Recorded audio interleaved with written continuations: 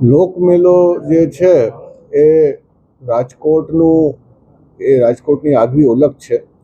આ વખતે જે ગયા વર્ષે અનુભવ થયા હતા એના અનુસંધાને અમે વહેલી તૈયારી ચાલુ કરી છે, જેથી અમને દરેક પ્રકારની જે સ્થિતિ જેનું નિર્માણ થઈ શકે એની પૂરતી તૈયારી કરવા માટે સમય મળી રહે.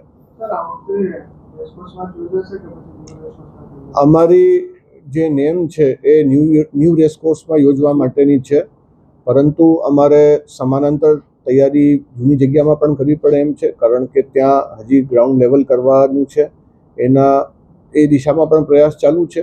પરંતુ મેળો તો યોજવાનું છે નક્કી છે, પરંતુ માત્ર આપણે એના નવા પ્લાનના ભરોસે રહીએ તો એ પણ યોગ્ય નથી. એટલા માટે અમે સમાંતર તૈયારીઓ કરી રહ્યા છીએ.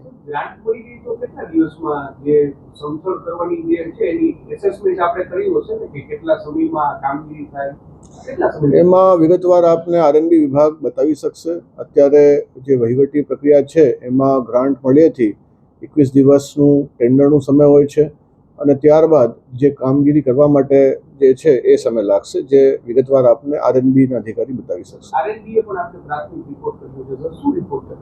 એમનું તો અમે એસ્ટિમેટ મંગાવ્યું હતું, એને એસ્ટિમેટ જે છે અંદાજિત 18 કરોડ રૂપિયા જે છે એ બતાવેલું, જેની માંગણી અમે રાજ્ય સરકારમાં કરી છે.